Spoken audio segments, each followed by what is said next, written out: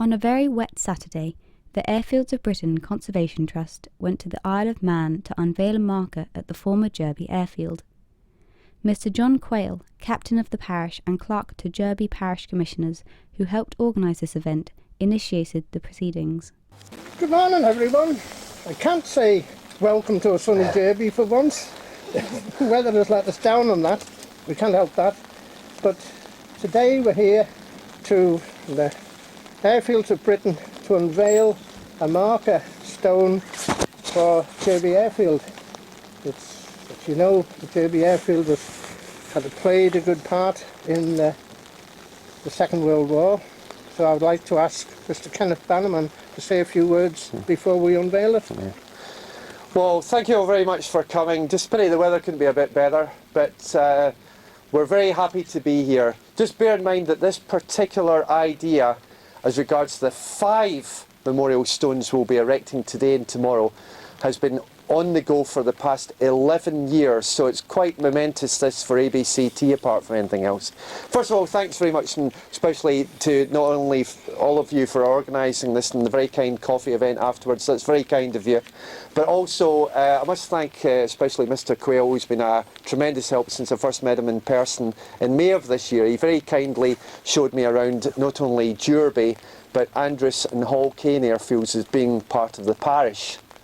Now, I won't hold you long for obvious reasons, but just to give you a very quick idea of the airfield's history. Jurby was planned before World War II as a training station, and it opened 15 days after Britain entered World War II in September 1939.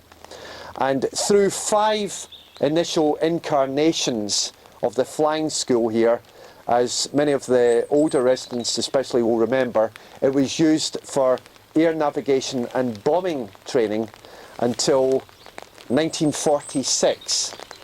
It was one of these quieter airfields in a way, in the sense that it just got on with its work, but it did tremendous work during and after World War II, training all the air crews for vital operational missions. There were also fighters based here for quite a while, including Australian units who also finished up along the road at Andres.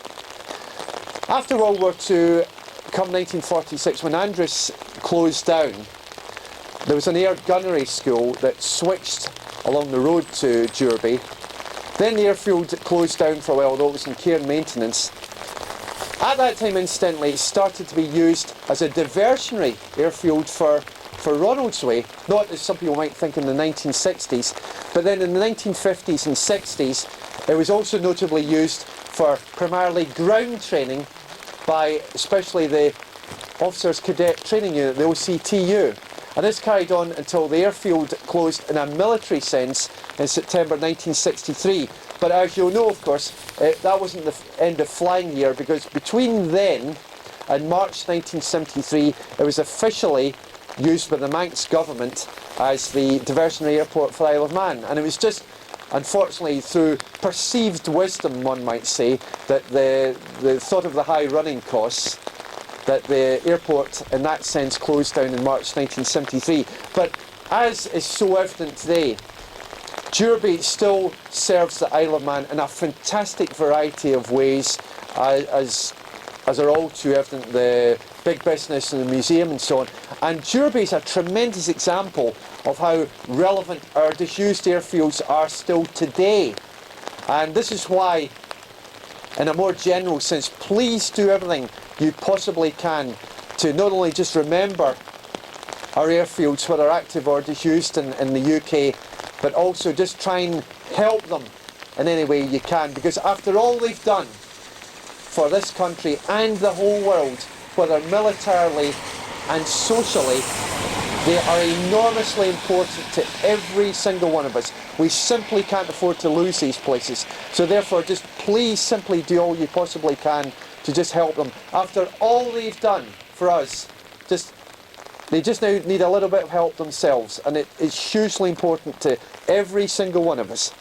Therefore, thank you all very much for your time. Just please, again, if I can just finally note that later on today, we'll be unveiling another similar stone like this one at 1:30 this afternoon at the village hall, similar to this one down the road at Andres. And then at 3:30, we'll be unveiling a plaque to the now sadly forgotten Hall Caine Airfield or Airport, famously named after the Manx author who died in 1931.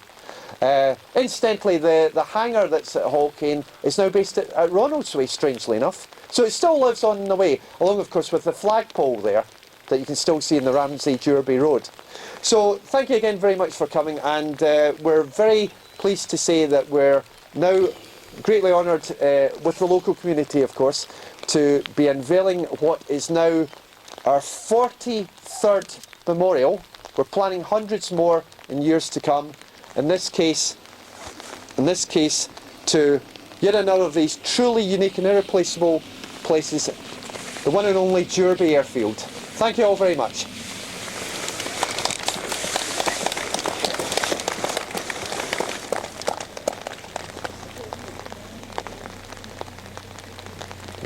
Nobody will run away with Yeah, it. well, thank you very much. Thank you. Yes. Just, just feel free to take any photographs or anything you'd like. And if you need to ask any questions as well, just again, we're all available. Thanks, Linda. Thanks. We're just feel free to ask any questions about the airfield or anything we do. India. India. Yes. Right. India. So I hope that's okay for you. Yes, lovely. Yes, this is part of the whole concept of this. They are standardised memorials. This is top quality Indian granite, the best in the world. So this is what the general public said to us they'd like to have. So you can see this on our website. These are our main styles memorials. So it's all just very carefully laid out. Very simple for everybody. Name of the airfield, when it opened, first opened, last closed, general dedication to units, and then the logo and everything, and who reveals it. So these memorials across the UK have actually proved very, very effective. It's very